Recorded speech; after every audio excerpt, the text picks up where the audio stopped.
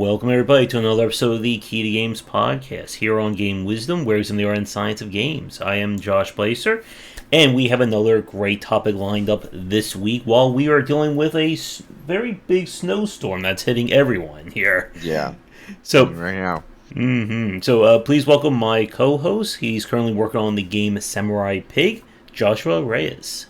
Hi, I'm glad to be here. I'm changing things up. I got a new camera. I'm actually sitting down for this one, so I'm ready to go. I'm pumped.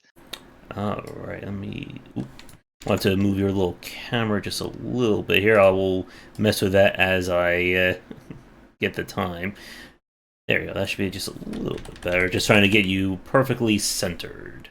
Awesome. With those, gotta get those black bars perfectly. I got those linked. bars. Yeah, like it's a new setup, so Yeah. I was mucking with it like an hour before we started trying to get it going. But like I said, definitely having some internet issues. I can already see it happening on OBS. But for people watching this recorded, you'll get things all silky smooth. And our topic this week is open world design, as the game that is still dominating conversations is Elden Ring. And it has definitely done a whole lot in terms of kind of throwing open world design on its head. So, of course, we're both playing it right now. I guess my first question is, what do you think about the open world in Elden Ring? Oh man, I think it's excellent. It's dripping with lore. It's dripping with breadcrumbs and stories everywhere. I think the open world design is excellent. With the contrast between the dungeons and then the overall open world, and it's so cohesive. I'm really digging it. What about you, Josh? Mm-hmm.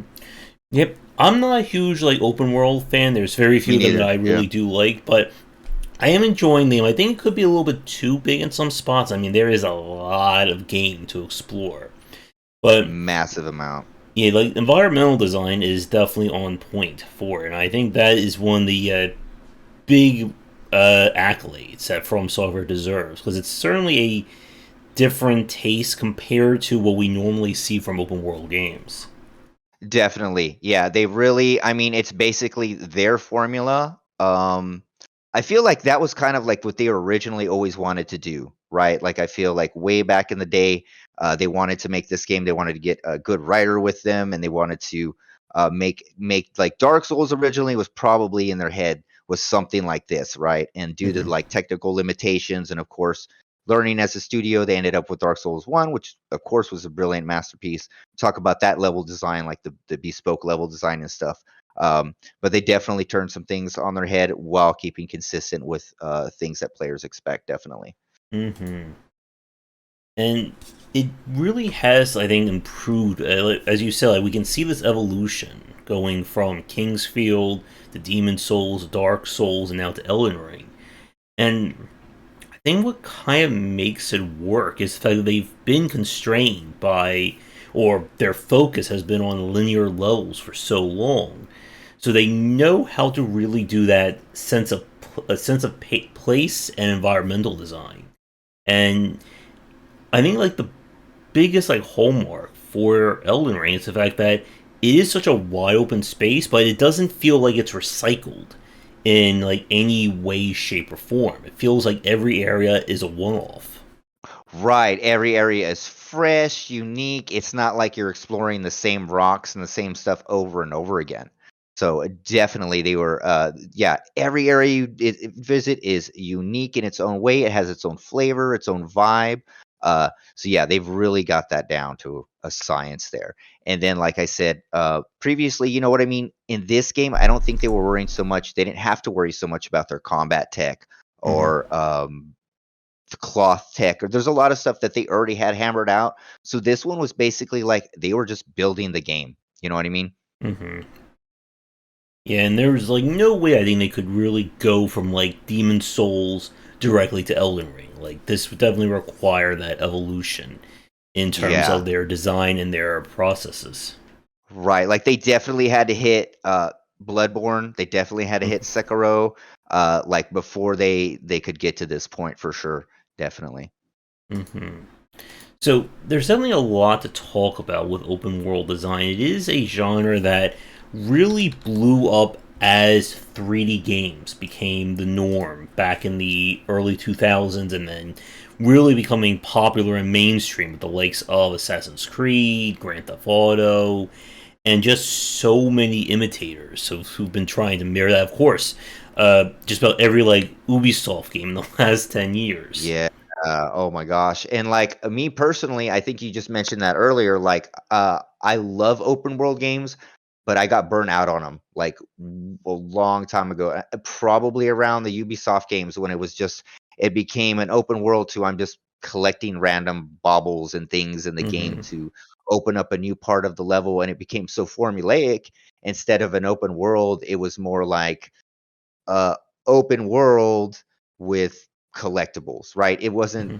didn't feel very cohesive, and then I think eventually, like, devoting your that amount of time to an open world, there has to be something to Hmm. pull me in, right? Like, a lot more now, Yeah, to pull me in. The lore has to stick, maybe the IP, but there's a lot more to say, "Hey, you can't just throw an open world at me and say, 'Yeah, I wanna go explore that.'" You know what I yeah. mean? There has to be ton more involved. And hey, Chris, thanks for watching. Hopefully, things will Hey, be Chris. stable for the people watching right now because I can hear the wind blowing more and more outside my window. Right. I can Yeah, hear it. yeah, and that's I think that has been like one of the big things for me is that it does become very formulaic. Like like for people who only play like maybe one Assassin's Creed or they only stick one, it's not that bad. But if you're somebody who covers a lot of video games and you've played Assassin's Creed, Ghost Recon Wildpoint, the Far Cries, the Far Cries. um, Horizon Zero Dawn, and so on and so forth, Yeah. it really gets to that point where it just gets repetitive. Like we've used the milking the term, or we use the term. That's great, Chris. Thank you. Like I've dubbed it like Upin world design just because of how formulaic it's gotten to describe it as Uplay or Ubisoft, and Mhm. like that's been one of the big issues. The other point for me, I think we'll talk about this one next, or like in a little bit, is about what you're actually doing in the space. But Right. to stick with like kind of the structure of it, a lot of open world games just never really felt like I think a sense of place. That it's Right. just one very long level with lots and lots of like dead time and just wandering Yeah. around. And Yeah. like you said earlier with Elden Ring, like it is a game where behind every mountain, behind every hill, there's some other enemy, there's some other situation. Another path. I was watching your stream and, like, constantly you would say, "Oh, well, this path, this area led me to another area, and now I'm in another area." Hmm. And, like, and that's what it is, and, like, so in an open world, you want to explore, but you wanna be rewarded for what you explore. I don't Hmm. wanna go look into a nook and cranny and then I wasted my time. Hmm. Like, every nook and cranny, I'm not saying every nook and cranny, but whenever you're exploring, you need to have an outcome. You need to have a reward, something that Hmm. breadcrumbs to something else, even if it's like a simple note on the ground and you can read that. And then maybe somewhere else across the world, if you've picked up that other note, and it could just be like one storyline that didn't pay attention. But like in which one was it? Oblivion, the troll that commits suicide underneath the bridge. That one's like one of my favorite things. It's not even like really a storyline. Hmm. You just find a dead troll underneath a bridge way far out somewhere, and you just read the note, and the note says, "I'm a very sad troll and I committed suicide." And it's just like, well, there's stuff going on here in this world that's just really Hmm. neat. There's a troll that killed himself. So this is super neat. And so when you have that, when you have characters talking to each other, just walking by, the world exists, will exist, but it doesn't exist for you, right? And Hmm. also, it's important to be able to make changes to the world, but not drastically alter it where it destroys the gameplay, right? Like you Hmm. could kill an NPC and not finish it and stuff like that. But it's very important that the world has a purpose, the world has a meaning. It was there before you, it will Hmm. exist after you, unless maybe you can blow it up or something.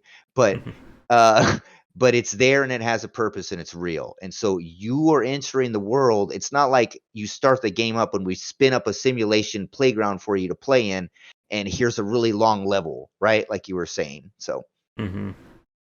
And that's kind of like when we talk about Elden Ring in that capacity, it really is like the opposite of a lot of the open world games that we've seen. Like when you load up a game like Assassin's Creed or Horizon, that you're given just like this big old map of just things to do. And the things to do, generally, they just feel like someone just like slapped them down, almost like taking like push pins on a map and just Right. putting them all over the Right. place. Right. Like a project manager was like, okay, we need them to do 20 things in each area, come up with, and then put them in there. And so there's not a lot of thought. It's just put content in there, but without like respect for what the player really wants to do or enjoy. Like if Hmm. like meaningless quest for meaningless padding makes it meaningless, right? Yeah.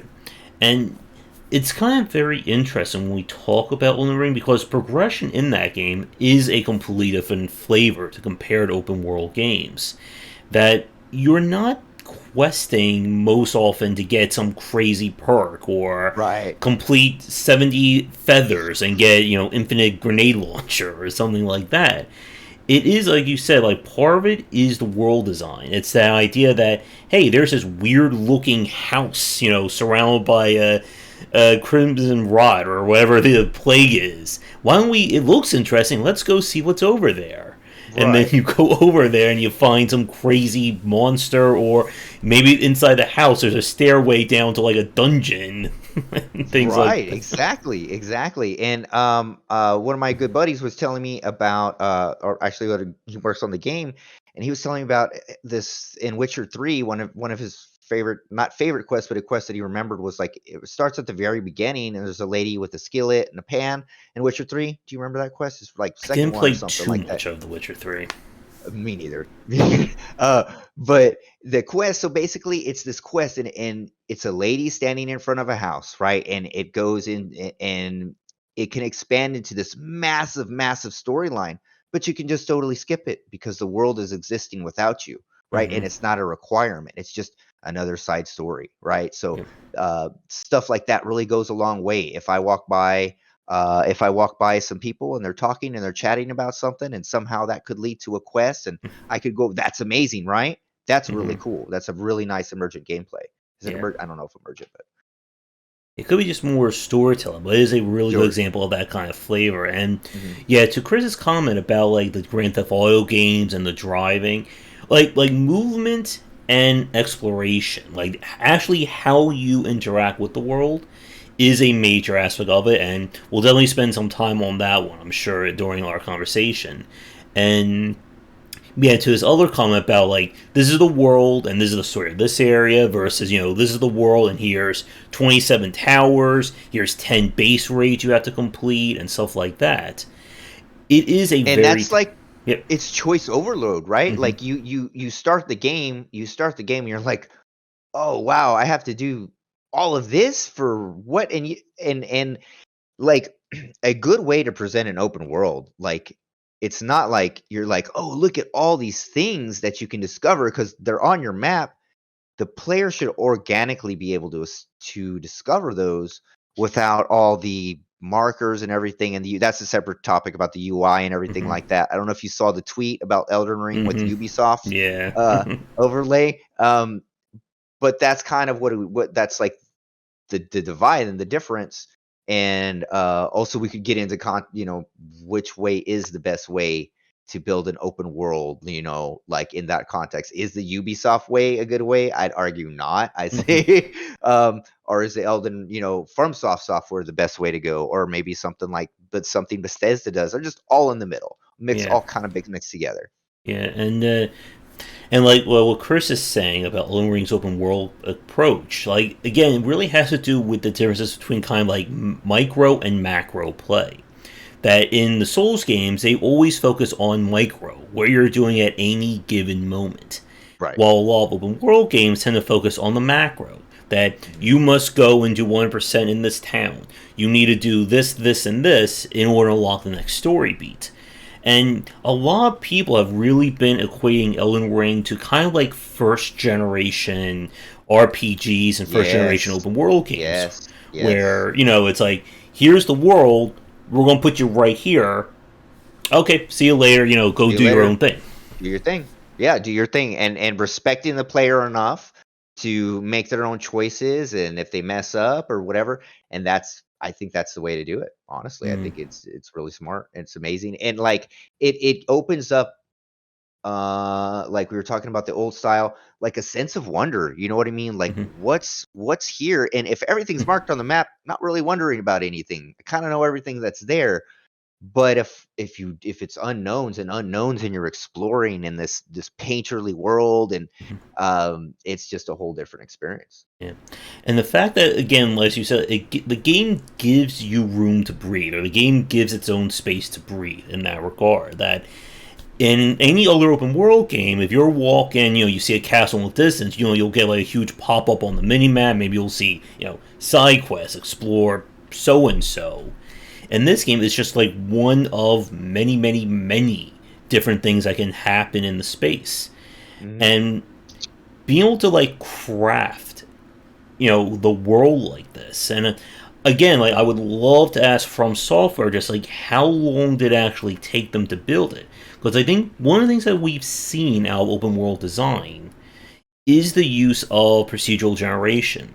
That a Right. lot of developers, again, if you're building spaces like Skyrim, like Elden Ring, that you use proc gen to kind of just create the absolute bare, the bears of the environment, just that structure, and then you fill that with things to do. Right. But Mhm. with Elden Ring, the world itself definitely has that like handmade look Man, to it it. feels handcrafted, like so handcrafted.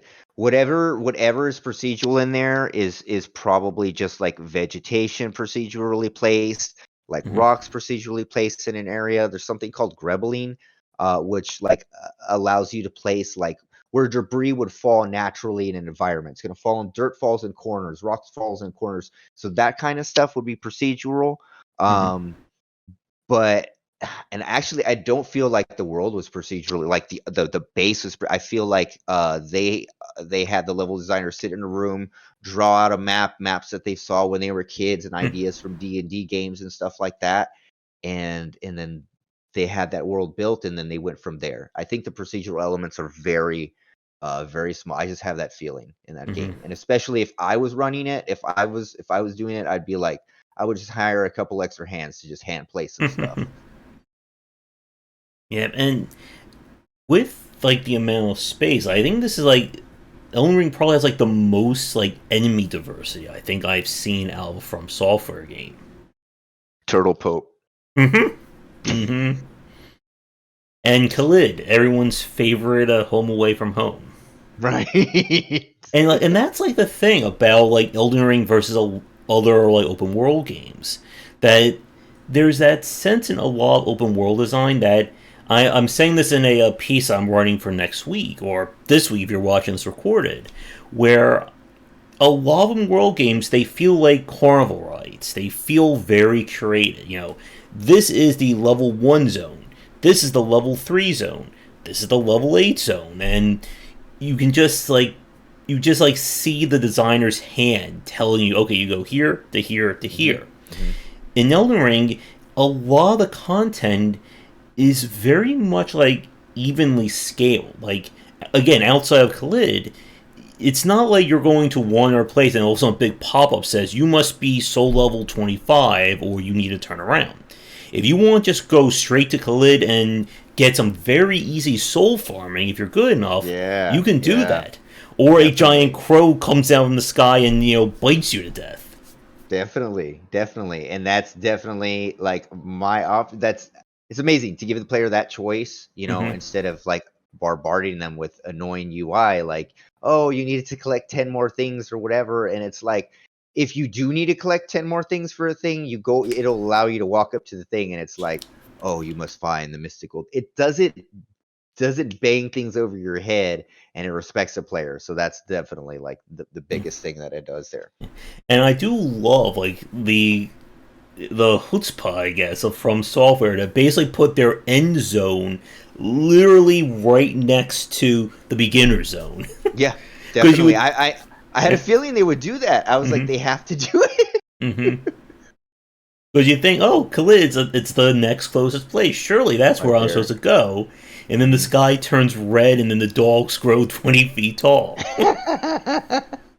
Definitely. Loved it. Love it. Love it.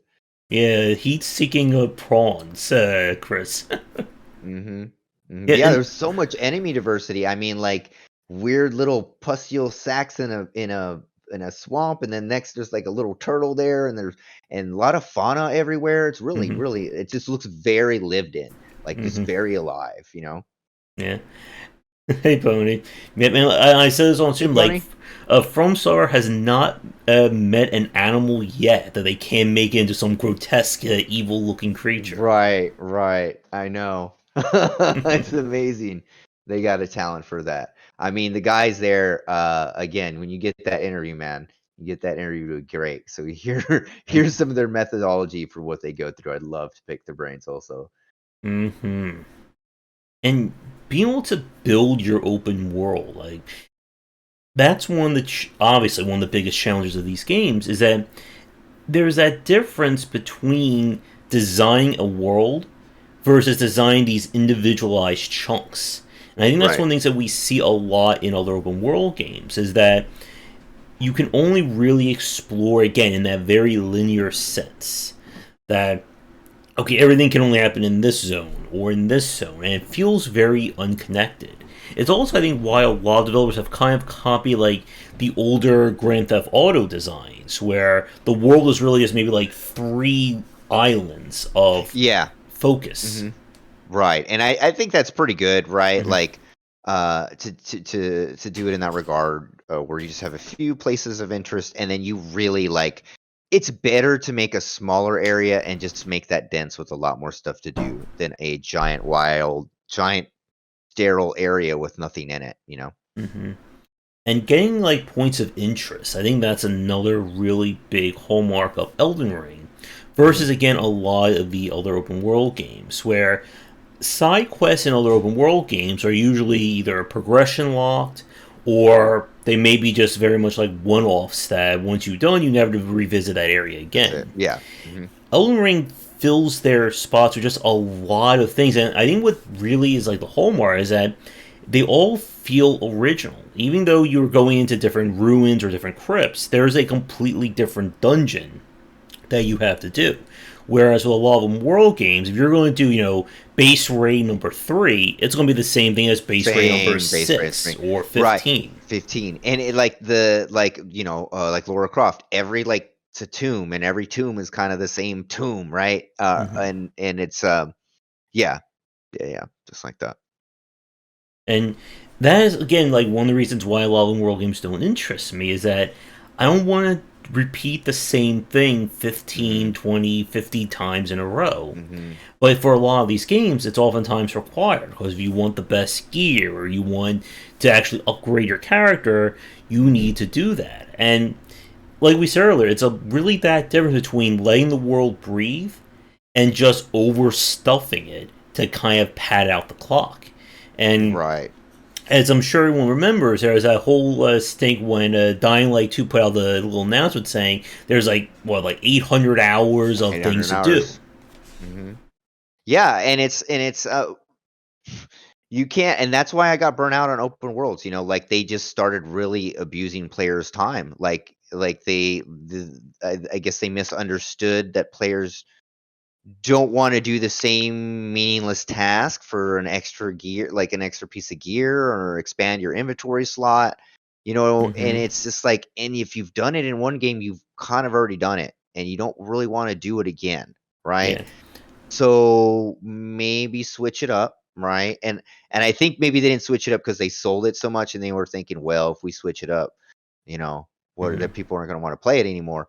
Um, but yeah, that's the problem with open world is like you have to be unique and different about the way you do it because we've all done it before. Literally everyone has played Skyrim. Literally everyone has played what's another open world? Witcher Which 3, are cyberpunk and so on. Cyberpunk, and they all have the same tenets, trappings. Hmm. Uh, it, it's all basically the same, right? And so we keep players don't want to keep doing that over and over again. Players maybe they Cyberpunk had a really cool like IP and a lot of cool stuff. So that's a reason for players to want to play it, right? They want to be in that world. But once you're in that world, what are you doing in that world? I'm doing the same thing that I was doing in Assassin's Creed. So am I in or not Assassin's Creed, another, you know what I mean, another Mm-hmm. Ubisoft game. But it's like I'm doing the same thing. Why? I should probably play something else, right? Mm-hmm. Yep. And a lot of the games that kind of just like repeat these tasks, they just get like very dull after you've done them the umpteenth time. And again, like the great irony a lot of people are commenting on is that Elden Ring probably has like several hundred hours if you want to Oh yeah. really experience that game. And Oh they yeah. didn't say one word about it at all, like in any junkets or press pieces. Nothing.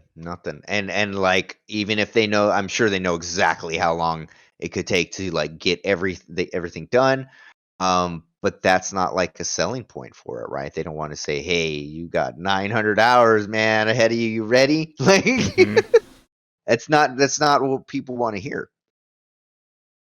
Yep, and especially when it being like very curated in that regard, that or versus like other open world games where it's at curated 800 hours that Hmm. you're going to do everything in a very straightforward fashion that just gets boring again and again. Where again, like with Elden Ring and going back to kind of like first generation RPGs in that kind of open world space, it's basically again just go do what you want. And that I think is a very big aspect about progression when it comes to open world games. And I guess Yeah. anything else regarding the actual environmental design before we talk a little bit more about gameplay. I think we pretty much covered like the basics there. Let's go ahead and go forward now. Yeah, and we'll go. Well, I'm sure we'll come back to environmental design later on as well, especially once we talk more about how the gameplay is. Mhm. Yeah, so the gameplay in an open world game. This I think again is where a lot of open world style games typically lose me because of the fact that it is so repetitive that there isn't enough depth at the individual layer. And we see this in a lot of open world games where Mm, your basic movement, your actually the basic verbs of the game terrible. are very simplistic. Simplistic, very watered down. Mm-hmm. Um, they usually aren't very tactile, don't usually have a lot of feedback. So like your player controller itself is like always feels like the least important thing in most of the open world games. Unless we're talking like Far Cry or something. Not Far Cry. The one with the dude in the suit can fly. Saints Row or No, a Crackdown. not Crackdown. Next to Crackdown, he can jump on cars. Spider Man. Fly. No, Um, that one's good. That one's good. Man, we're Bat. getting to everything. We'll get back to it. We'll get back to that. Yeah, and Um, I think one of the reasons for that is that because open world games, or at least a lot of them, are designed around very much macro design or macro game systems, that they have to keep the basic movement, the basic verbs very simplistic. They have to be very utilitarian. Infamous, is that the one you're thinking about, Josh? no, not Okay. infamous. Come on, someone think of it. It's. There was three of them. I think there was three of them. Not Prototype. Not prototype. I like Just prototype. Prototype. Cause. Just cause. Just cause. There. Thank you. Wow. I think they're up to Wow. like 4 or 5 now. I'm not sure.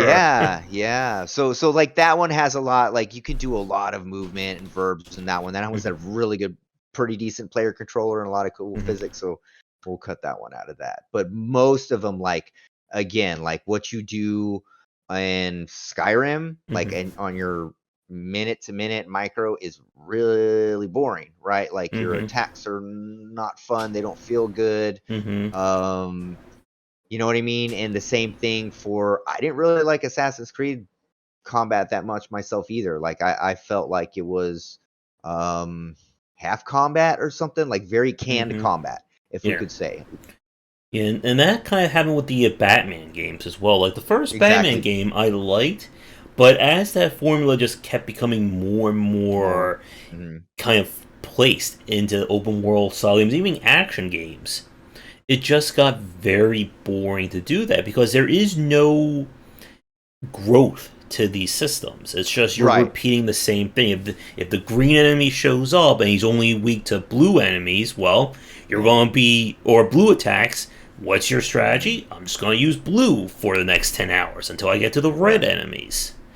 And Right. again, it's that very you can see that difference between that kind of focus, excuse me, and with Elden Ring, where you have to learn every individual enemy if you want to stand a chance. If you're trying to fight that giant knight that shows up as a mini boss fight, Mhm. oh, excuse me, with the shield, if you don't learn how to parry him, good Mhm. luck. Or when you run into Godric. Yeah. I've played the first Infamous, I think. First Infamous was good. Mm-hmm. First Infamous was very good. Yeah, I think I even platinumed that one back in the day. Yeah. Yeah. And again, like some of my favorite of the open world games have been the ones that really let you kind of cut loose in terms of exploring. Spider-Man Hmm. 2, Hulk Ultimate Destruction, Prototype, Just Cause. Prototype. I did like Mad Max. Yeah, I did like the Mad Max game that Ubisoft Avalanche. Bell, did you play that one? Which one? The The Mad Mad Max one? Max, yeah. No, I did not. I heard good things about it, but I did not. Like again, I was Hmm. in like I still kind of suffer from open Hmm. world fatigue, but Elden Ring, I mean, I can't not play it, right? But I'm still so it was Hmm. another open world kind of thing, and so I was like, Mad Max. I don't know if that's the best IP to bring me in, but I heard very good things about it though. Yeah. Yeah. And a lot of it, again, had to do with the car tech, of being able to just drive around and get into fights. And as a very funny point, like Elden Ring has you on a horse, and you can get into On a horse fights horse, with people. and it can double jump. I mean, that's game double of the year right there, I think. A double jumping horse. A double jumping horse. I couldn't believe it. I when I first got it, and then I double jump horse. 10 out of 10, man. That's Hmm. it. Game of the year. And again, I think a lot of this really comes back to From Software's focus on the micro or the moment to moment gameplay. That they Right. have a really solid combat system. Something they refine over what? Uh, 4, 5 different games, not counting Yeah. Sekiro. Hmm. Or even going further back to Kingsfield. So they Kingsfield. had that really solid game system and that tech available. And all they're doing is just really blowing up the space that you can do that in. And Exactly. that came with more enemy types, more weapon types. I love the flail and the hook claws now in Elden Yeah. Ring. Yeah. Yeah. Yeah. Great. I mean, they've really. It's just they've taken everything and just totally like this is like peak perfection. I don't know where they'll go after this. But I think that they pretty much achieved like their crown jewel Hmm. right here. We need open world Armored Core. If anyone from Software is watching, that's what I want to see next. Open World Armored Core, yes.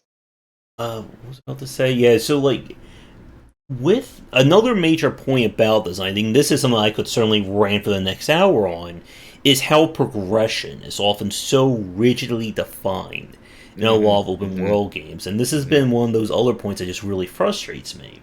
That we typically see two kinds of tracks in terms of progression.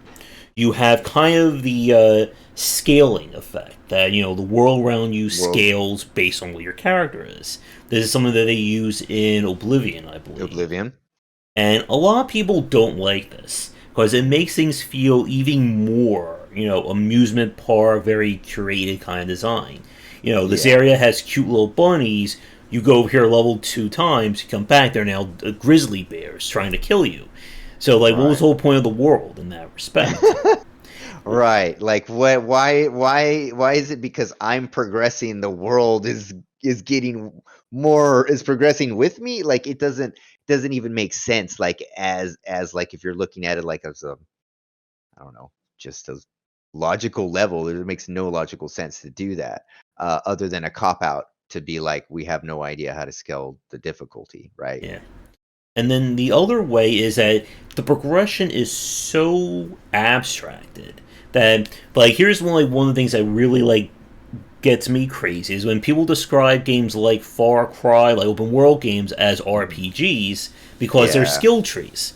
They're yeah, not really skill trees. They're mandatory, gates in terms of all their cool tech. You know, yeah. do you want to be able to headshot a guy? You need the headshot part. Do you want to be Hmm. able to do a stealth kill? Like in a Shadow of Mordor and a Shadow of War, like they really leaned into that. And I'm Yeah, going to close my door because I hear water running. 1 second. Okay. Yeah, and like that's always been like when the progression gets that linear in terms of what you can do in the world, it just really bores me because either I don't do it and the game is frustrating, or I do it and then I just break the game. hmm, hmm. Man, Elden Ring's gonna make a lot of people forget about a lot of games this year. Definitely, definitely. I think Elden Ring is going to be taking up a lot of the space, and well deservedly so. I mean, Mm, this is a game that people need to experience and see, and there's a lot of takeaways from it. yeah. Hi, And Amanda. hey, Amanda, welcome. Yeah, and the progression aspect, I think that's another one of the subtle aspects. I think this is one area where From Software definitely gets a leg up compared to its competitors. Is that Big time. all the games that they've put out in the Soulsborne, they really keep the scaling kind of consistent. Like, it's not like, here's a normal soldier, he's level 2. Here's the same normal soldier, he's now level 85. Right. They basically build the progression or the challenge into the enemy designs themselves. So if here's a Yes. little soldier and then here's a giant troll Giant standing next to controls. him, Yeah. you know which one is going to be the bigger threat to you. Right. Like you literally through the enemy design, you know where the progression is in the, this is level 1, this is they don't have to actually have a marker above their head saying I am this level and the other one says this level, right? Or you do a level check. No, it's just all for you to infer and deduce through the Mm-hmm. enemy design. Giant massive troll, regular soldier, exactly like you said. So, Mm-hmm. And the other brilliant point about this is that the player is never really put in that sense of being overpowered in the way that you can just turn your mind off, run to a group of but enemies, and yeah, you'll win. Most likely, you literally, yeah. turn your mind off in any part of Elden Ring, you're going to get curb stomped. And it doesn't Yeah. matter if it's one of like the normal soldiers, giant ants, or anything that you run to in Khalid. Like, they will Hmm. rip you apart. Birds, Now, flying things. oh yes, those damn bats, and then everything has knives attached to it You got the now. knives. I went up and I found the bats right away, and I Mm. said, "Let me go mess with the bats," and they just murked me like right away. There was more came. They were like, Yeah. so Or when I got to the castle first time, I see like the bird holding a barrel. Like, he's not going to throw that barrel at me, and then yeah, boom. boom. Yeah, man, I love it. Now, Really good. I do have one, I think, complaint about that kind of focus. That it feels like the soul or the rune distribution is a little wacky in terms of like how much you're getting for fighting certain enemies. Hmm. And I think a lot of that really comes down to how they've really set up like open world being vastly different from a dungeon or individual level. Like if you Right. explore any one like the massive set pieces, you'll get a lot of runes. But if I want to go into a camp and spend 10 minutes clearing out, I may only walk out there with maybe Yeah. 800, 1,000 runes. Hmm. And then I can spend like 10 minutes in Khalid and get like 20,000 runes just like killing 20 enemies. Yeah, and I think when I was playing, and I was thinking that their design was we just can't have people farming and farming in Yeah. the open world on their horse, and they just constantly are just getting easy soldiers and stuff like that, and they can level up too quick. So we at least if they want people to farm, at least they need to be in like a harder area at least, right? Hmm. Or designated harder area is what I would think. For me, that's what I'd have to do. Like, I don't know the solution to it, but if you brought the problem to me and be like, okay, what's the distribution between rune gain from the overworld and the dungeons, stuff like that, well, that would be my first solution. And I said, it'd be, we'd have to the outside where they can constantly farm on a horse. We have to lower the rune distribution, and then we raise it in places where they can't take horses, where they can't take summons, stuff like that, because it's a higher challenge, right? So that's the solution that I would have to come to as well. Mm-hmm. And the sheer variety of ways you can progress in Elden Ring, I think that again is another contrast between a lot of open world games. Like we talked about, I think last week, or when we were talking about combat, that like I enjoyed God of War 2018, but I still felt it was a little too restricted in terms of that gear rating and the level design because of it. I was a And little thrown off. I didn't think they would have gone that far on it. You know mhm, what I mean? Because God of War has always been a little bit simpler, and mhm, they really went like full on. Like your gear was very, very important for the game. yeah. I mean, we could certainly say the same thing about with Elden Ring, but Right. again, Elden Ring keeps things very. I think they're very reserved in terms of how high they want stats to matter. That if you Hmm. want to get through the whole game using only the starter weapons, you can do that. You could do that. You If you could do want, that. upgrade like a Godric's axe, or I found like this knife that lets you shoot blood when you like swing it as a special, Oh you man. can go that route. And again, that really speaks to both the diversity of the weapons and again to the sense of scale and pacing in Elden Ring. That you don't necessarily feel that the developer is just slapping stats onto enemies unless they're trying to make a point. Like again, if you're going to walk into a dragon, that dragon is not going to take 2 hits and he's going to die. No, that you're going to take probably 1 hit from fire breath and then you die. You're right. Exactly. Exactly. And again, like it's all like the progression is like again, like you from the start of the game, what you have on you, you can beat the game, right? It's not like you have to get this skill, you have to level Mm-hmm. up this and that in order to beat the game. You can literally go all the way and beat the game without leveling up, without doing anything. You could literally Mm-hmm. skip most of it and beat the game, right? As Yeah, long as you're going for the right stuff. yeah. Like the speed. I heard like I think the latest speed run of What Elden is Ring it? is 2 hours or something like that. Wow! Yeah, Unbelievable! like in two Unbelievable. hours, I didn't even have a pair of pants when I first played this game.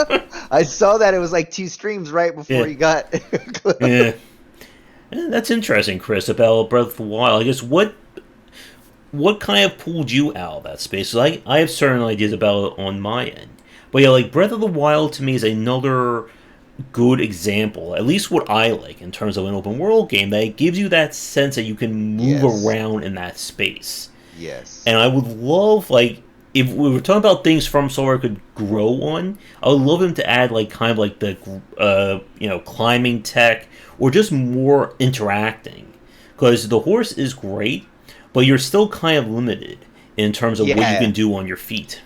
Yeah. It's very. And I don't. Again, I don't know if that's just to design for the world design, you know what I mean? And just because like adding, of course, adding another verb adds a Mm-hmm. ton of more edge cases. So if I give my character the Mm-hmm. ability to climb, right? Now that it instantly changes how we have to design the level in the world. Like everything has to be accounted for that the player can climb these things. And we have to say, Mm-hmm. can he climb here? Can he climb there?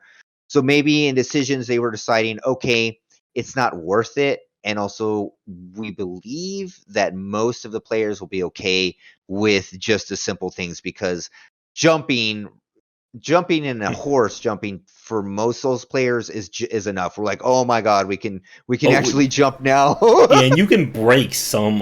You can find so many shortcuts with double jumping With the horse. double jump, yeah, and I mean that's amazing. So I guess that's the one concession they make. We'll give them the double jump; they can have it. Yeah, and the fact that jump is now a primary mechanic, I It's think a primary really mechanic, changes things around for definitely. the game and for their own design. Like there are some nasty jumps. Like you would think like they would like ease into having platforming in a Souls. Like Did they go full no, platform? No, full platform. no, they're like that one section in Khalid with the giant tower. Like they did just they're not walking to do platforming. They were just like driving full speed to it. The Mack truck. Yeah. Pug Escape asks, what is your favorite open world besides Elden Ring? Um, I'll let you go first. Oh man. I guess I'm gonna have to cop out here, and I'm gonna have to say my favorite open world, which is not really an open world, is Dark Souls One. So I'm gonna say that, and if we're gonna go for, I'm gonna say Oblivion. Oblivion is, I'll I'm a simple man. That to me, Oblivion was just at that right time, before we got the overload of open world, hmm and it was still like new and fresh, and I was like, oh my, this is amazing. And so yeah, I'd have to say Oblivion. What do you hmm got, Josh? For me, if I remember my original list that I wrote like a few years ago, top three were going to be Just Cause 2, Spider Man 2, and Hulk Ultimate Destruction. I would definitely Oh, add probably Breath of the Wild to that list. you know And, what? I'm gonna add Breath of the Wild and Horizon. I'll add mhm, Breath of the Wild, Horizon, and Oblivion. That'll be mhm. my three right there. And motivation, to Chris's comment, I think that's again like another really challenging aspect when it comes to progression is how do you get the player to go into that castle or check out that strange place? And Elden Ring again is a very weird like case in this regard. That again, like Yeah, you're not finding pure upgrades in this game. Like this is like if this was another open world game, you would go into a dungeon. Let's say you clear, and it's you like, would come. hey, you Yeah, now have plus 10 strength, or you get free Estus, or you get plus 40 your Estus. yeah. It's You get not. like literally nothing, like a bad whatever. It's like, oh, this is a ring I can't really use, or this Mm, weapon is lame. It's not about that. The dungeon isn't about the dungeon is more about the dungeon itself, the experience, what you learn, what they teach you. They use it mm-hmm, as teaching experiences, maybe about status effects, mm-hmm, maybe about this or that, right? And they use those also as like skill checks and stuff like that, right? mm-hmm. But it's not like clear this dungeon for this reward and then the map will open up, right? It's not like that. Yeah, there are some really good rewards, and the game Yeah. definitely Mhm. hides some fantastic stuff that you can certainly go for. But it's all I think kept within like the dictionary of the world itself. If I want to find more smithing material, let me go into one of the mines. If I want more resources for the ash summons, I'll go into the crypts. And I think that helps the game out because it allows you to know, okay, I have a reasonable idea what I'm going to get if I go here. And then the complete X factor is when you have the major areas, like the castles and when you're going after the various rune lords. Exactly. Exactly. Right on point, my man. Right on point there. And I think the brilliant aspect is that like I think From Software in like one short game have like become like the kings of points of interest when it comes to open world design. Like again, It, like there's these like little areas. Like it's like this one building on the outside. Like oh, there's nothing in there. You go in there, an elevator takes you down to the underground world, and then all of a sudden, okay, right. now there's cavemen. Right, and they're not, and there's so many and the way they do the point of interest, they're not like overboard, right? Like hmm some of them are, but it's just there. It's like something off in the distance, and it just looks a little strange. And then you go over there, and it's just a whole nother world. hmm And yeah, man, they've really got the point of interest game on fact. So like, if you want to study open world game design, like this one and Breath of the Wild, I think would be two of the best ones Yeah, to look at. yeah. The I pro. think they're really similar. Like I feel like they're hmm very similar in a lot of ways. hmm I feel like Breath of the Wild was trying to be like the Dark Soul open world a little bit, hmm like in some respects, and then that hmm Elden Ring was trying to be Breath of the Wild a little bit. You know what I mean? So they were hmm both uh going after each other. I felt that. I just felt it. Yeah, and I just love the fact that again, like you can really just find these spots in the space. And like the biggest problem for me is I'm playing two characters at the same time, the one on stream and the one on my own. So I keep forgetting who's been to where and what's been found. Oh wait, did I get this on this character? And then I spent like an hour wondering because I couldn't remember where something was on the other character, and I was just in the Yeah. completely wrong spot. So that just I'm doing the same thing. I have a copy. The wife who got me a copy on the PlayStation 4, so I play that one, and then I have it on the computer also. So I'll be upstairs and I'll play it, and then I'll go back to my other character, and I forget what's because I chose the same class too for both of them. Literally, they look the same. mm-hmm. So Yeah. Sorry to hear that, man. Again, like internet issues have been bad normally, and with the storm happening, I have no idea how things are looking outside right now. yeah, And giving the player that sense to, just go at their own pace. I think that's another key aspect of what separates good and bad open world design. If we were talking about like an Assassin's Creed or any other open world game along those lines, all the quests you can do will be like right over here. But if you're unable to do that, you can't leave this area because all this space over here didn't really like do anything. Ah, that sucks. Oh, at least you're playing Gunfire. Yeah, and when you look at Elden Ring, you can go anywhere you damn well please, and hmm you'll find something to do. And I think that right, is like kind of like the subtle brilliance of the game. That if I'm stuck at a boss, I can go somewhere else. I can, I'm sure there's going to be. I would love to see like the player guides as where did players go on their first place. yeah. Who went here, who went Who in there. here? I want to see that heat map for sure. Yeah. Cause like I was kind of like when I first got into Limgrave, when I Hmm. first came out, right? And I was looking in the world, and I was like, where do I go? But I wasn't confused. I was like, you know what? I'm just gonna go to the left, and I just went to the beach first, Hmm. and and met a merchant, and it didn't matter where I could go wherever, and there was always something there, like literally always something there. Whether a merchant, a wild enemy I've never seen, or something that led to something else, Hmm. and yeah, that is um, definitely the key to that. Yep. And being able to give the player that sense of freedom. Again, like the game gets out of its way, which is something that we really don't see from a lot of open world games. And the ones that we do see it from, like the space open world games, or even stuff like Skyrim, Fallout 3 and 4, the problem for me with those games is that they're still tied to a very restricted progression system.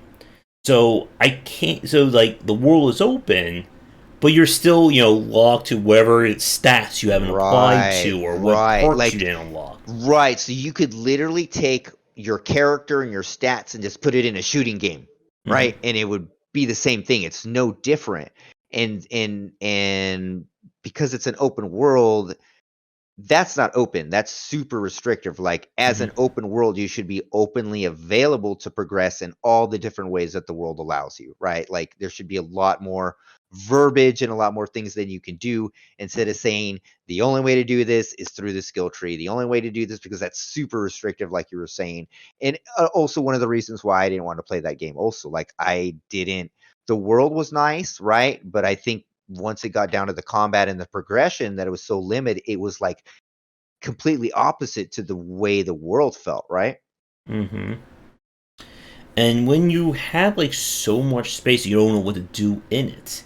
Yeah. That is Yeah. always a killer for me. Like again, like the Yeah. brilliance of Elden Ring and even to Breath of the Wild Mhm. is that you're given like very early on at least the rough, the Cliff's notes as to what this world is going to be like.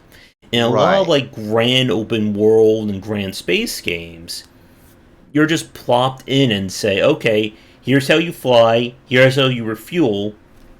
Okay, that's it. There's nothing more you need to know. Now, here, explore the universe for the next dozen or so hours. Right, exactly. Exactly. Um, let's see here. Now go ahead, Josh. And I guess having having, I think, the player be in control of their progression is something I think really does help Elden Ring.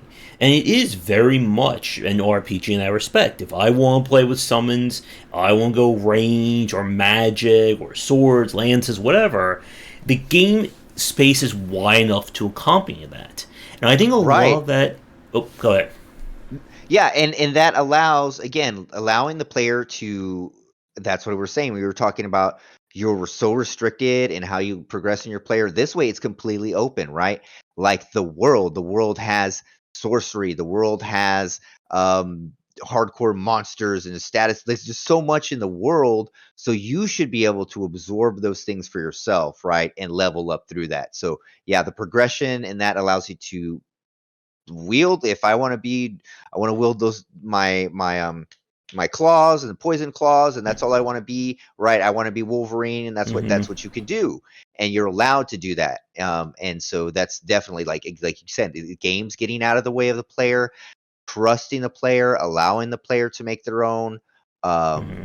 their own decisions instead of guiding the player, because no one wants to be handheld, right? It's like, I'm not really Mm-hmm. playing the game if you're just telling me every step I need to do. Is this a theme park ride, or or is this a game, right? Mm-hmm. So that's where it gets into that.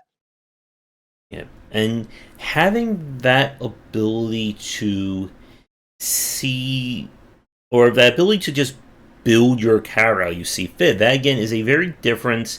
And I think part of that could be the fact that a lot of open world games feature set characters. That you're not playing your created character, you're playing Alloy or whoever the character was from Shadow of War or Rico Rodriguez and so on. Hmm. That you can't, you're not going to give them someone that they're not able, that's not like lore or, character specific. But again, it leaves these games feeling very restrictive and it gets boring because if you don't want to use that power, or if a boss or enemy requires X and you don't have that, well, good luck. You're kind of in deep trouble there. In Elden Ring, if I can't fight bosses with my claws, I'll switch to another weapon. If that weapon Right. doesn't work, I have summons. And if at like the most emergent situation, I can summon NPCs and AI characters. Or you can just book it and come back a Mm-hmm. little bit later when maybe something else clicks in your head, right? Like, you don't have to, you can just go and explore somewhere else, right? Mm-hmm. So that's the cool thing about it. Mm-hmm. And it really does allow you that room for the world to just open itself up, and you can take your time in it. And I think again, like a lot of world games tend to just force progression on you. That Rush you, right? yeah. They like rush you along through.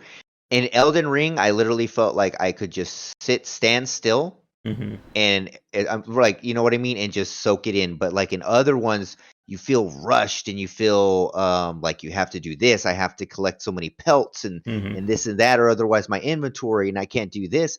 None of that is in Elden Ring, right? You Mm-hmm. don't feel like, oh, if I don't have this, if I don't have that, I can't beat the game. You're like, I can beat it through my own skill alone and through Mm-hmm. what all the verbs are already given to me. I have Yeah. enough already to beat it, right? Yeah. And when the game tells you, no, you can't beat it until you get this, that's kind of like not cool, I guess is how we can say Mm-hmm. it. Yeah, like I don't know if you saw the cartoon that just came out, Smiling Friends, that was on Adult Swim that they just No, premiered. Well, they no. had like one episode where they were stuck in a fantasy world, and the character goes, he got hooked on short form a dopamine rush of completing all these various fetch quests. And like again, like that reminds you of what we see from a lot of open world games, where you walk into an area and all of a sudden, okay, now here's 27 things on the map. Do those 27 things move on to the next? Oh, you now have 37 more things here. And again, Right. with Elden Ring, you can take your sweet time. If you just want to spend an hour wandering around the lake, fighting those Hmm. giant shrimp, or seeing what's going on behind that strange crystalline rock, you can do that. Yeah, definitely. Yeah, and that's what makes the game, right? Like, for to feel like you're, again, like the world exists before you, Hmm. after you, and it's not it wasn't created for you, but you're there and you can just go and explore and be a part of the world, right? You can affect the world, be a part of it, and explore it at your own pace instead of it being instead of the world pushing you through and be like, this is the experience you need to experience. Bye. And then it's over, right? And this, you're a lot like the Elden Ring pace. You're able to really savor it, really get Mm-hmm. into it, develop your character how you want to develop. You grow in your skill level, so it's not Mm-hmm. only that, like, you feel more accomplished as you develop your skills in the game, because the progression is really like your skills in the game, learning the rules, and then learning how to apply them and or cheese on them, Mm-hmm. etc. But that's really what it is it's improving your skill along the way. You're getting gear and stuff like that, but that isn't important. It is, but the main thing is that you're improving yourself and your character through the world and learning in the game, right? Mm-hmm. And it's going to be very interesting to see if other developers will take notes from Elden Ring going I forward in am. terms of its open world design. Because I again, am. like a lot of developers have been following the Ubisoft playbook for the last 15, 20 years, Yeah. just as they were Yeah. following Grand Theft Auto with Rockstar's playbook. Right. Right. And I mean, I actually is kind of surprised that the Ubisoft like formula has lasted so long. Like it's still to this day, like right, like they're still releasing games with that Mm-hmm. UI and with that formula for open world, and they haven't dared change it or adjust it Mm-hmm. for so while. It's kind of surprising to me, Yeah. actually. In a weird, I think, circumstance, I think it's kind of telling that both Nintendo and From Software kind of like blew up open world Blue, design in their own respects because right? either studio really doesn't care about the mainstream. They just Exactly. want to make the kind of game that they want to. Right. They carve out their own niche and they've just set up shop and fully like expand it, and that's what they do because you can't go in there and you can't go compete with Ubisoft. And if Nintendo went in there and did an open world Breath of the Wild like Ubisoft, and they started putting icons in there, people would think they've lost their mind, Hmm. right? And instead it was like, I think what you could write on the journal, like you could bring up your map in Breath of the Wild and Hmm. write on it, right? Mark it on your Yeah, own you or could. something. Yeah. And so like that, there's a lot of cool stuff. Like they didn't really, I mean, they you got your first kind of, you knew your overall quest and what you were supposed to do, but from there you could do whatever you want to. I mean, I was just running around picking up what looking around, going to tribes and checking stuff out with no clear goal of what I was supposed to do. I was just literally exploring. Hmm. And when you got me in that mood, when you got me to just explore, and I'm not worried about the overall story. I know it's there, but I just want to go experience the world. That's when you got it right. Hmm. It's going to be very interesting to see like where things end up in terms of clear rates for Elden Ring.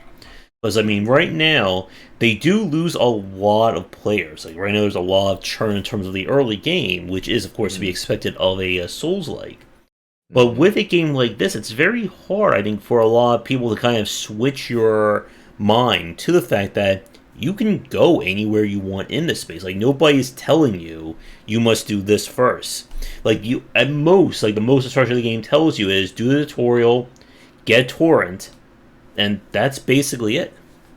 So what you're saying is you wonder because like gamers for about 15, 20 years have been playing like the Ubisoft Mm-hmm. Oblivion type, and this one is going to be so foreign to them.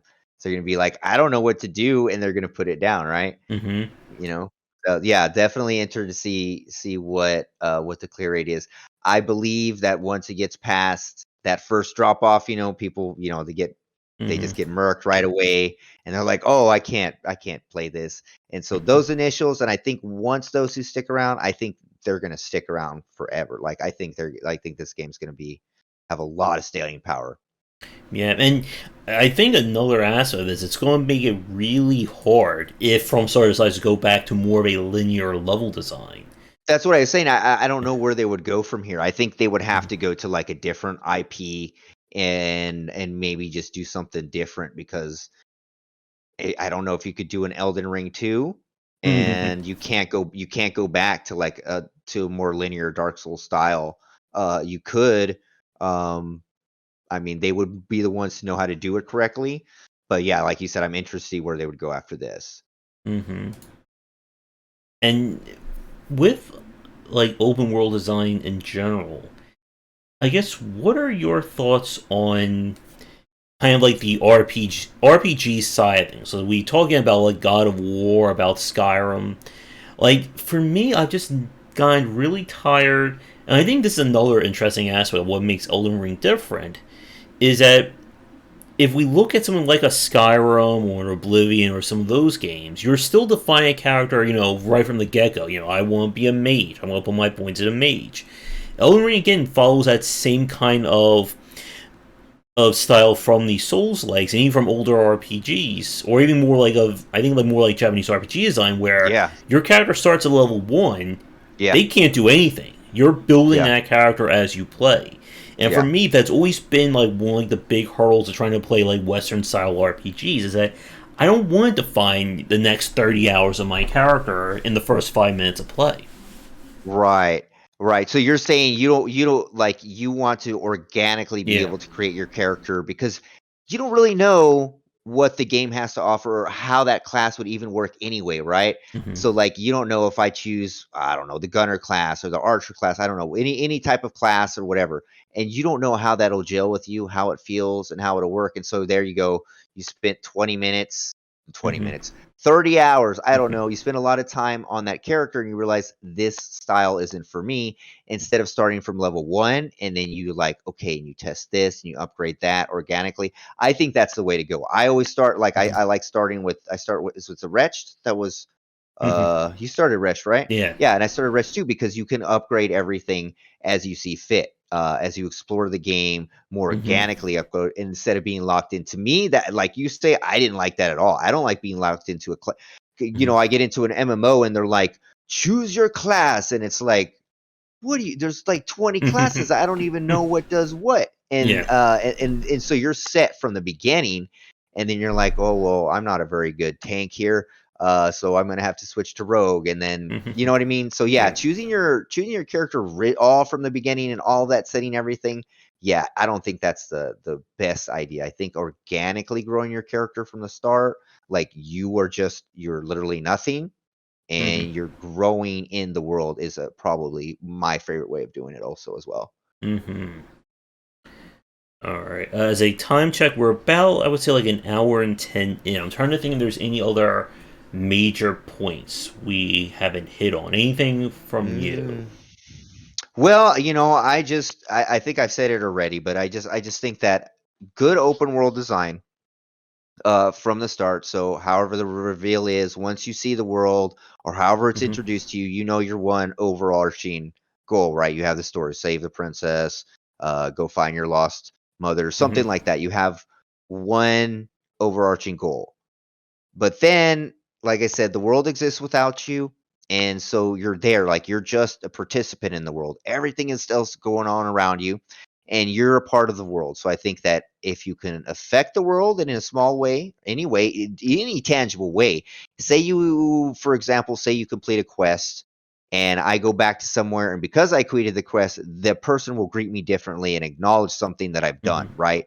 But if I completed the quest and I go back and then act like I never done that, well, immersion ruined, right? So that's Hmm. definitely always something that should be in an open world. So basically, you know what you want to do and you know your goal, and then you can like stop and smell the roses. Every rose that you smell will lead you somewhere else, right? And it will continue to want you to keep smelling the roses. So you can like smell the roses all day long, or you can get to the end goal if you want to. I don't know. Hmm. I think that is basically it. Yeah. Yeah. So, I guess here's a question for you then.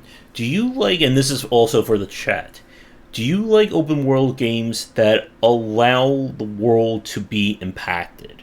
As in, if you go into a town and you completely kill it, then let's say that town no longer supplies food to another town, which will Yes. then, like, that's when we start, I think, getting into a little bit of, like, immersive sim territory. Yeah, I think to me that I mean, yeah, having any impact, you should definitely have an impact on the open world. If not, it's way too sterile, right? If I get that sterile vibe where I nothing I do changes anything in the game, You know Hmm. what I mean?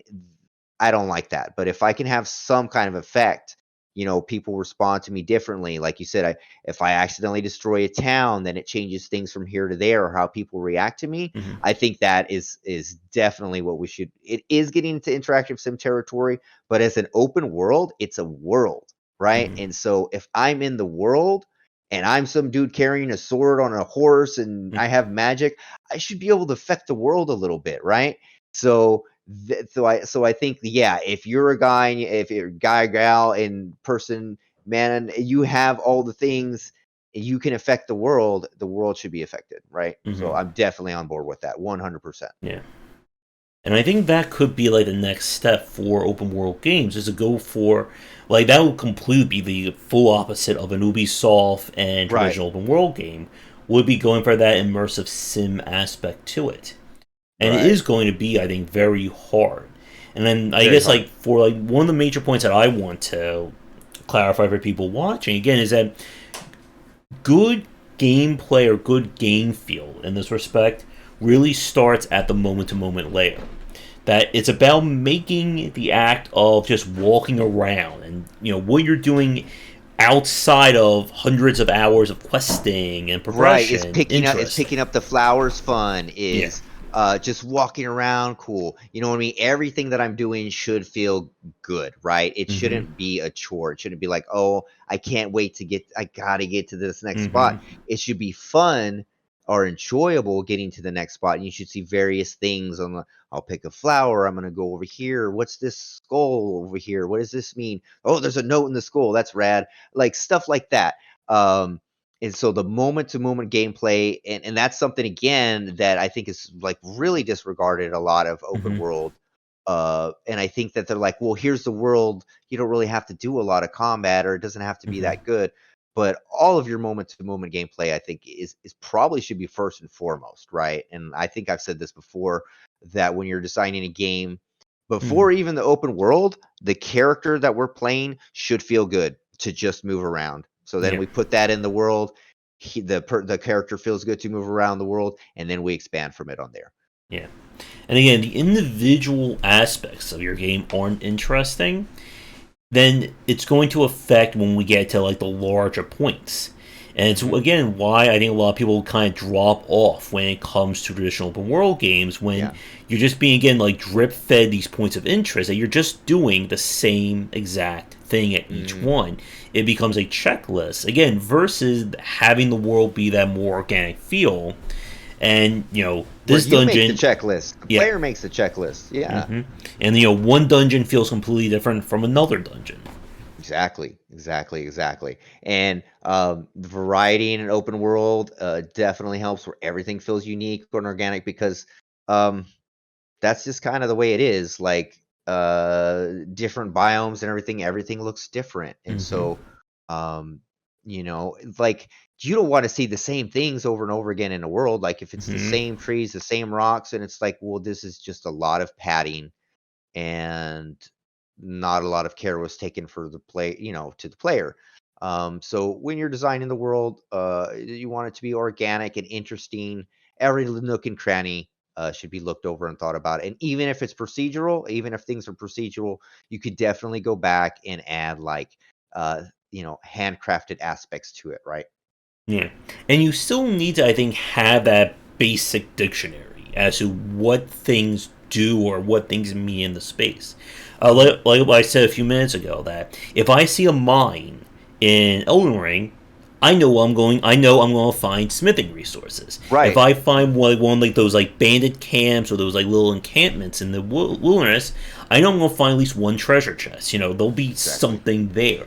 And Right. that certainly we can trace that line to ARPG gameplay where the player doesn't know what they're getting, but they know what their actions are going to lead them to.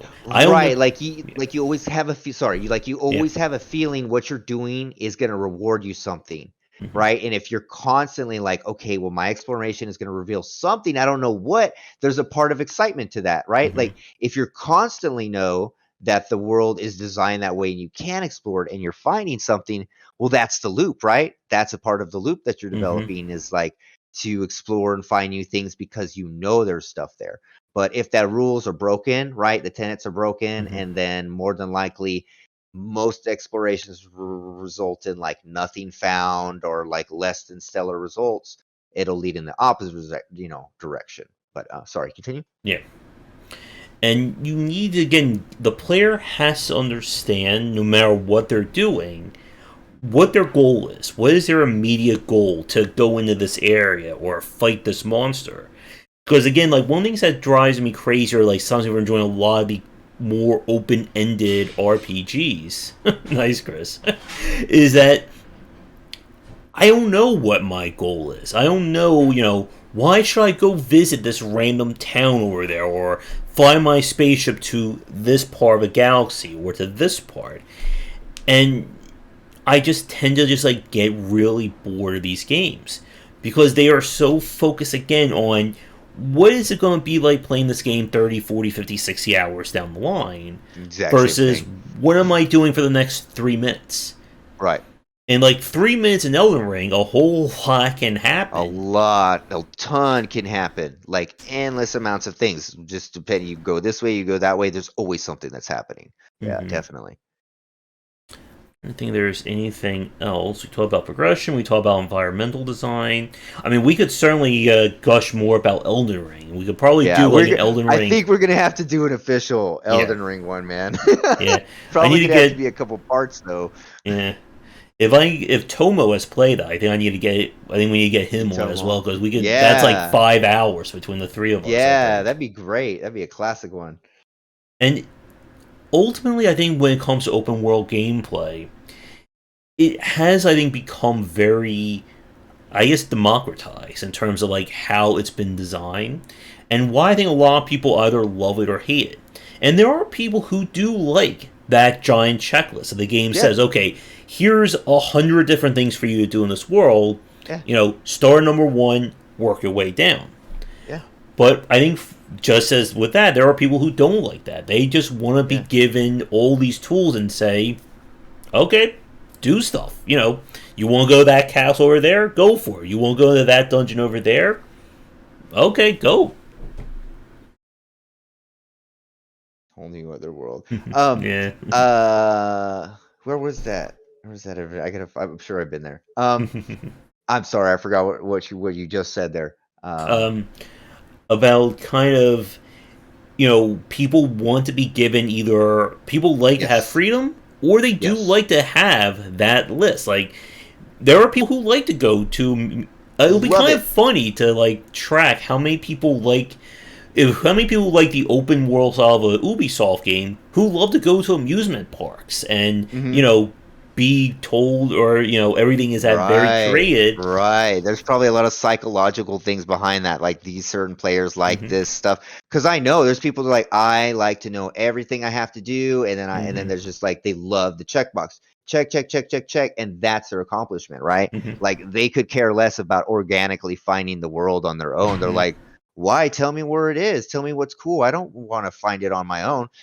When we were I was doing a little bit of research for it, and basically what I was looking up is that it's like 50-50, right? Hmm. Half of the players say they like this, half of the players say they don't like that, like basically everything in open world. And so I came to the conclusion that players aren't really sure what they want, right? They know what they don't like, right? Hmm. And it's just like, because players aren't sure what they want, it's us developers that are supposed to like key into that, and then help with that, right? And like decide, Hmm. okay, well, this that. But either way, it's like 50-50, right? Yeah. Some like it this way, some like it that. So And I think another major point is that you do kind of have to tell the player or at least educate them as to what they're going to expect. Because yeah, the whole, missing the combat tutorial aspect in Elden Ring, I mean, on one hand, that is incredibly funny, but it does kind of link to that issue that if the player with the wrong mindset or the wrong attitude, well, my internet just like took a backstab. I can see it on OBS right now. If yeah, if they go into it with the wrong expectations, it's going to be a horrible experience for them just as somebody who wants to be, dropped into the space and not told what to do.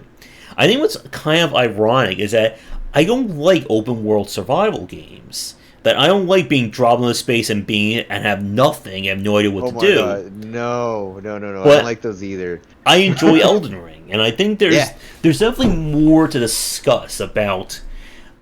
I think a lot of that again has to do with that moment to moment gameplay. That yeah, Chris. Like again, when you're dropped into Elden Ring, you're not starting with nothing. You can fight. You have your jump moves. The basic verbs of Elden basic Ring verbs. are set from minute zero. Wherein I think a lot of the survival style games, and again, a lot of that kind of artificial progression, They I drip can't feed do you. anything. No, no, I can't. You feel like you'll feel. Oh, what was that space game that came out? The big controversy one on the PlayStation. Was it Star Um, Citizen or why can't I remember any game names today? Um, it was anyway. So it was a survival space one too. Also, Mhm. someone will say it in the chat. It was a big, very controversial. Um, and so yeah, you're dropped there. You have nothing, and No Man's no Sky? man's lie. Yeah. No man's lie.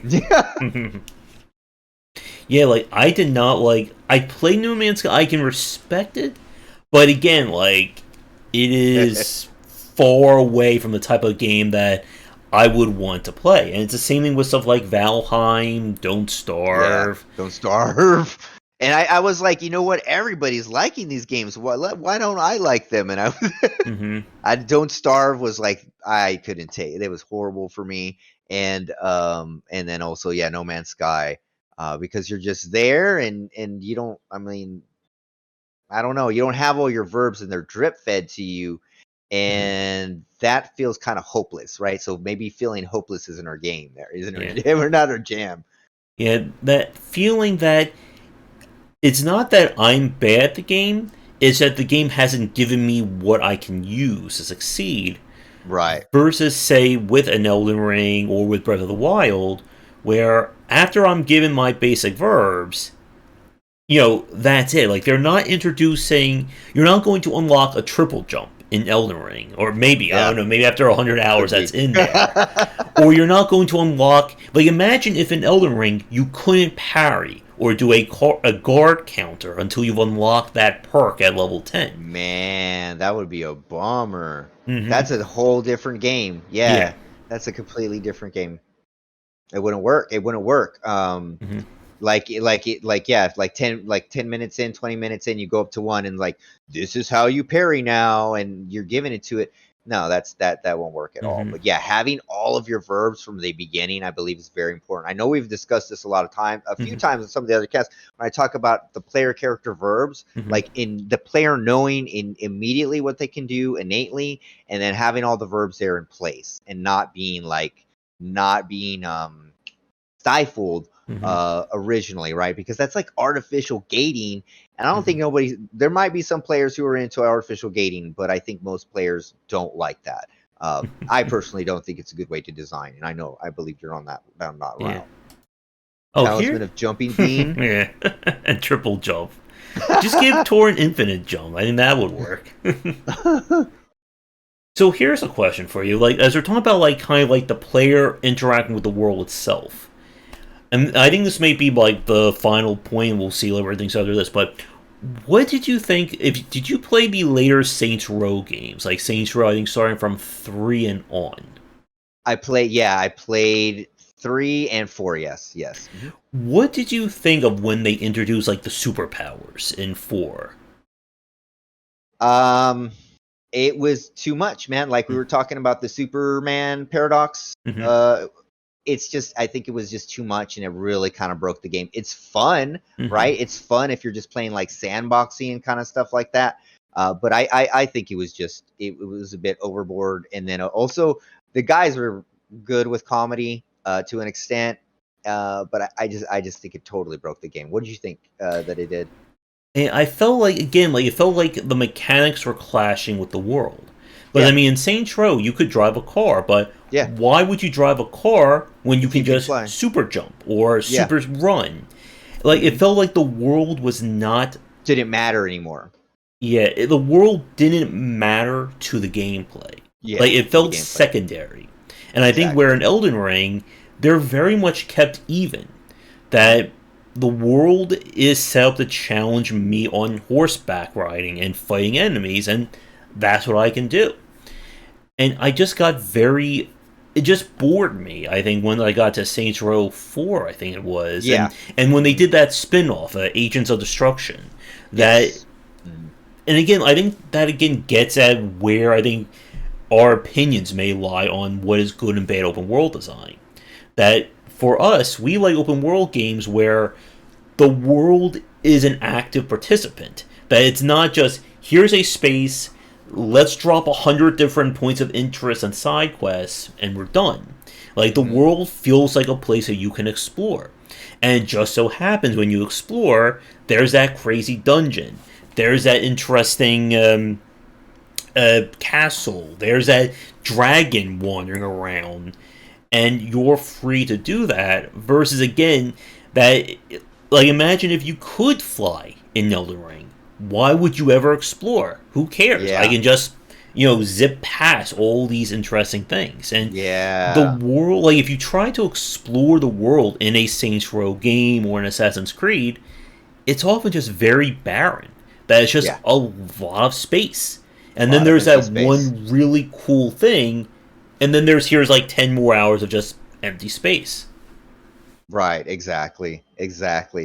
Saint Rose 1 and 2 did it really well. Yeah. I thought those were really good open world games, like a real nice contrast, taking Hmm. GTA stuff and changing it up a little bit. I thought they did that really well. Yeah. Also, yeah, And to Chris's comment about like base system and unlocking, yeah, like I do like being able to unlock new things. I like when you can add stuff to this world, or the world can actually like help you out.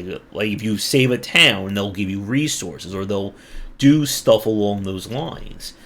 But yeah, again, the basics have to be there. That if it's not enjoyable to go from point A to point B, then what's the point of playing? exactly. And it has to be like that from the start, Hmm. right? It can't be like, oh, in 30 hours the game's cool. Like you'll Hmm. have all your verbs finally and everything works. Hmm. So yeah, like I said, and also like you were talking about flying, like I'm kind of against like mounts and MMOs a little bit. Like Mm. I think it kind of like if you can just fly over this giant world that's been painstakingly like made, why are you gonna walk and look around?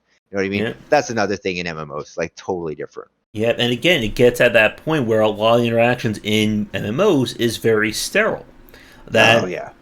they don't want you to fight 500,000 enemies in in MMO. They want you to go on that epic quest. They Yeah. want you to do that raid. Yeah. Whereas with an Elden Ring, with the games we like, we want that individual layer interaction to be fantastic, and then the world is set up to accompany that, so that when we go into that castle, or when we go to Lingrave's castle, wherever it's, or Stormfront's castle, Storefront. that it is like it's serious time, because now we're really in enemy territory. Yeah. See, Mhm. enjoy. Good Chris's point there. I like playing a game that I'm enjoying from the start. Yeah, like again, like layering it up, and again, it all goes back to having a solid foundation.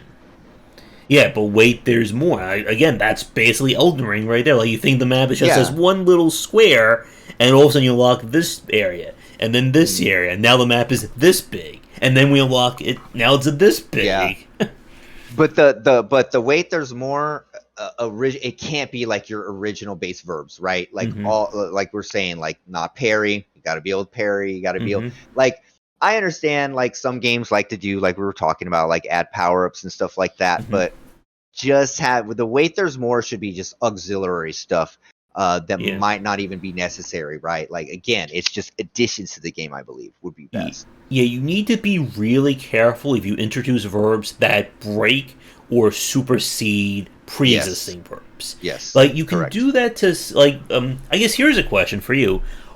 What do you like logistical games like Factorio, Dyson Sphere, Satisfactory, that kind of thing? Terrible. I'm terrible at them. Like I enjoy those, And a lot of that, again, has to do with that sense of progression. That, Hmm. okay, here's where I'm at level when I start playing the game.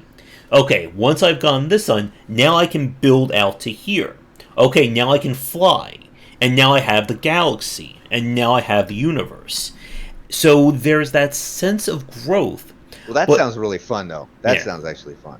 And I think the thing that works for me is that it's still that sense of layering. That if I go to a new planet Dyson Sphere, I have to start with my basic factories. I can't just immediately go into the high level. But once that's done, that chunk is kind of archived. Like, I don't need to think about that anymore because it's been set up. Now let me focus on, what's the wider areas. And but again, like, that is a different feel than Elden Ring, because Elden Ring is not growing its mechanics like that. It's growing the challenge that you build your mechanics around. Again, fighting a soldier in like opening ruins, it's tough. If you've never played a From Software game, that's going to be a challenge for you. Yeah, Once man, you for beat sure. that, now we got trolls. Okay, you can handle the trolls. Now we have Khalid. Okay, you can easily survive there. Okay, now go fight Margit and Godric in the castle. Okay, you've Right. done that. And then it's like that moment. I think everyone has that moment in Elden Ring. It's like, okay, I beat Stormfront Castle. The game is over, right? Then you walk out of Stormfront. It's like, okay, here's map number 2 to explore. Yeah, And you're man. like, oh, God, how big is this game? Right. And it's Mm-hmm. progression through player exploration and skill, right? And Mm-hmm. like not through do not do skill trees, which I think is wonderful. Of course you Mm-hmm. still have stats and level up and stuff like Mm-hmm. that, but it's not the same. It's not the Yeah, same as a skill tree. it's not artificially locking Right. what you can Artificial do. gating. Excellent. Yeah. I think Oh, my I think camera dropped off. I think you froze in there. Yeah. Uh I am oh. frozen now. Uh oh. Oh, you're stuck in a very like thinking of pose there. So you're you're in deep thought about Deep an thought. open world. That'll work. Let's see. Hold That on, may hold on. be a Let me good see. time to stop if we turn. May unfreeze if you turn on your camera as Let me well. see. Let me switch Oh, to there you my. go. I got a backup camera. I got a backup camera, Josh. There. The only problem is it messed with the. The Yeah, we'll have to play around with that one for next time. But yeah, I think. probably good. Yeah. There you go. Yeah, Chris. Exactly. Yes, Chris. But yeah, I think that again, like we're over an hour and a half. We can certainly ramble, and again, just like How with do we get combat to we design, get to hour and a half in like 2 seconds, man? yeah, Like every time. just like with Elden Ring, it's like I just start playing. It's like okay, I've only explored maybe this much, and it's been like 2 hours. Right. Right. Definitely. But yeah, and for people watching, if you have any like subtopics regarding open world design, just like with combat design, that you'd like us to discuss in a future Kitty Games cast, let us know. We are always Yes. writing down our topics on our little list there. But Yeah. yeah, Yeah. Write 'em down. there you go. And I have mine pinned on Discord. But I think let's wrap things up here for tonight. I'm going to unplug my modem and try a new Ethernet cord, and fingers crossed that will, get the trolls and goblins and gremlins out of my internet. But Through progression, through there you open world go. progression. So, any final points for you about open world design that we've somehow missed, I think, over this Man, discussion? I don't think we've missed any. The basics. We've just been covering the basics, and I guess basically just open world. You know Mm. what you want to do. You can go hang around, not be rushed. Um, Geez, we already covered everything already. Yeah. I think that's it. I would say to the people watching, like, if you're on the fence about Elden Ring, if you hate open world games for the last 20 years, like if you've Yeah. played Assassin's Creed or a Horizon or Far Cry and you hate those games, definitely try Elden Ring and see what you can make out of it. And I would say also the opposite. Like if you've only been exposed to Elden Ring and it just felt too overwhelming for you, you didn't enjoy it, go try a Horizon, Yeah. Assassin's Creed, and a Far Cry, and see if that's your style. And again, like, there's nothing I would say inherently, bad about the Ubisoft style gameplay. Again, it's just different markets, and it's going to be, again, very telling to see where things fall. Just like, as I was saying, like with something like with Genshin Impact, and how that really impacted gacha and open world, and even just mobile Yeah. design in general. It's going Oh to yeah, be mobile design. interesting to see how developers take things, and that's how things grow in terms of game design. Don't take your daughter to Khalid, Chris. I don't think she'll enjoy it there. No, That no. is not a Disney World.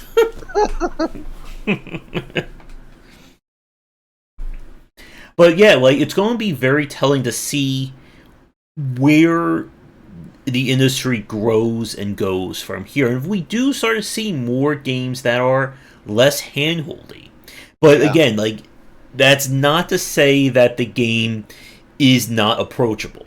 And approachability and accessibility, that's a topic I can spend another 5-6 hours on. That's actually going to be the critical thought video for Right. this week coming up about approachability and accessibility. Right. Nope. Just a quick, not long. How do you think that Elden Ring is accessible, I approachable? think it's approachable, but I do see the complaints about accessibility, and there is Accessibility, a yeah. difference between approachability and accessibility, for Right. sure. I think it's definitely way more approachable Hmm. than any of the other ones. Like far, I mean, like you start, there's a cave of knowledge. Like Hmm. once you start, and you can go if you want Hmm. to. So I think it's way more approachable than any other ones. Yeah, for sure. Hmm. Accessibility wise, like you said, I'm not sure. There's some UI issues that people seem to be Hmm. complaining about. Things like that. Is that the same thing? I don't know. Hmm. Well, if you watch the video, hopefully that will help you. There's Okay, my help me marketing clear it up plug. for me, Josh. There. Nobody likes the prawns, Chris. But again, Khalid is just. We could probably do a few articles or discussions just on Khalid as an area in that game alone. That sounds good. That sounds good. But let's end things, or we'll wrap things up for tonight. Yep. Thank you, Chris. Critical But thoughts. thank you, everybody, for tuning in. As always, I'm sorry about the internet issues. You're watching this live. If you are enjoying this recorded, do the liking, subscribing, commenting. Please, the YouTube algorithm. Like, that is Please, the. please, the algorithm. Yeah. If you would like to follow me and all myself, there are links to everything on the overlay. Check out the Discord and the Patreon. They are linked down below. And for you, Josh, where can they We'll find have you? links below. Yeah, we'll links below, and you can just go to my Twitter. Everything goes Mm-hmm. from there. So it's casual_scrub. So CASUL_scrub, and you can follow me there and keep in touch. Yep. And again, if you have any suggestions for topics for future streams, let us know. We'll add them to our list. We'll be back probably around, I would say, 5 p.m. Seems to be a good starting time for us for next Saturday. And as always, come back for daily discussions on game design here and on game wisdom, where some of the art and science of games. Everyone, have a great rest of your weekend. Stay safe and warm and all that from the Safe and snow and the warm. winds That's here. right. And be sure to visit Khalid. I'm sure it'll be a happier place. Take care, Thank you. everybody.